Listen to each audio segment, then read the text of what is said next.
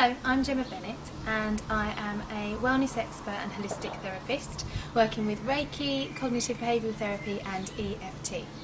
And today I want to talk about how EFT can help you throughout your pregnancy journey, whether it's conception, throughout pregnancy or after birth. So first of all I should explain a little bit more about EFT. EFT is known as Emotional Freedom Technique, also known as tapping. EFT is a technique that enables us to highlight the fears or negative emotions that we might be holding about something that are no longer serving us, and it gives us the opportunity to rewire the way we feel about these things emotionally so that we are no longer held back by them. So we are able to focus in on a calm, logical response rather than being overtaken with our emotions and our fears. It's a technique that works for so many different things. It's actually relatively quick, but extremely powerful. Working with EFT, we would look at how you're feeling about something. So your fears, most of the time possibly anxiousness, possibly guilt, possibly regret, stress, any of these negative emotions that impact on us. And we would look at that and we would highlight it and we would all try and analyse where that's coming from, how you feel it in your body.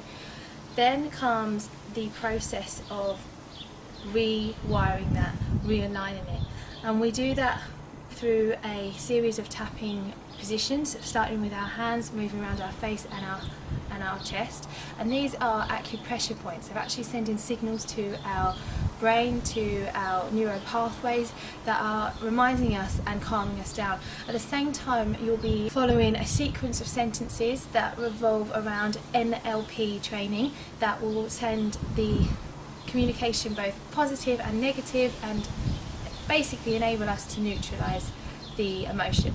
It is extremely quick and, as I've said before, very, very effective. And surprisingly, this combination of acupressure and NLP addressing the problem with exposure, or in an emotional sense, an exposure emotionally of this memory of trauma, you can get to a point where you no longer feel the intensity of the emotion towards whatever it is we were looking at, but there's the event or the thing that you were thinking of, and you feel calm.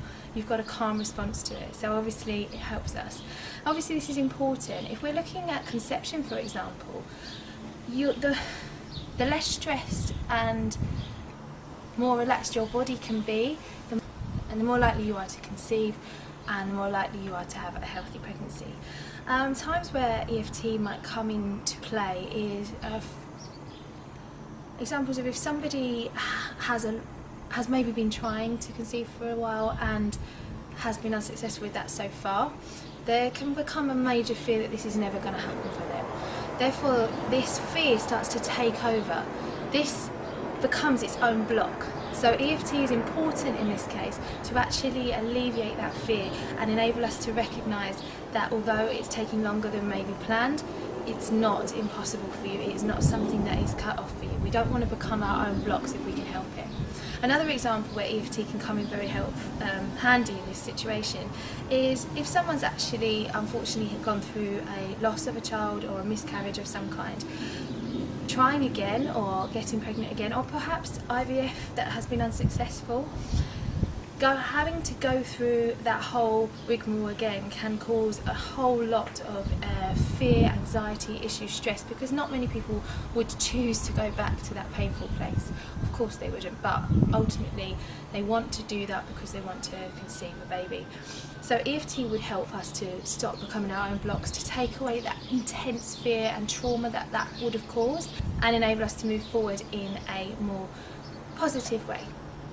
I've also dealt with EFT around fears of maybe someone's had a child before in the past and they have had traumatic birth experience or quite a horrendous pregnancy, and the feeling of going through that again it causes a lot of tension, a lot of stress. They maybe want the baby, a new baby, but they don't want to have to go through all that again.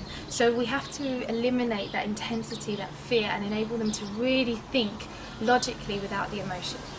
Obviously during pregnancy, EFT can come in hugely handy when we've got a million and one fears, and most pregnant women are completely overwhelmed. This changes monthly depending on hormone surges and all sorts, but there are always naturally going to be fears. Maybe fears of your own ability to be a parent, fears of birth, fear of the child being unhealthy, or are you doing everything that you can to be healthy? These are all completely natural. But when we get to a point that they're causing us too much anxiety and they're causing us real stress, then EFT is something that we can use to enable our logical brains to just come in and soothe that emotional brain that can go crazy. And then obviously after birth, there's a lot of issues that can come up after birth when a lot of new mums need emotional support. We're tired, overwhelmed, and some of this can affect our identity. It can affect how you feel towards your baby. It can affect the way you think you should feel towards your baby. Often guilt comes along.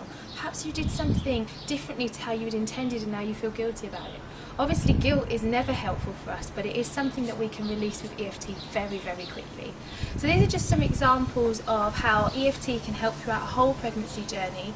And just to clarify, when I talk about the emotional and the logical brain, is how I see it. I see when we've got something emotionally negative pulling on us, it's almost like we've got our brain isn't working as one. It works like this, and we've got our emotional brain is taking over and we can't think straight. And then when EFT manages to align us back together again, we of course have all these lovely emotions, but we're logically able to put them where they need to be and calmly respond rather than react to things. If you've got any questions about EFT, please do not hesitate to ask. It's a fascinating subject, but something that not many people know about at this stage. It is also possible for you to do self-EFT at home. This is something that I would recommend you did after you'd seen a therapist, just as a maintenance, because it's often when you see a therapist that we get to the real crux of the matter. The reason being, your subconscious wants to protect you. So it's very hard when you're working on your own to really get to the emotional state of things.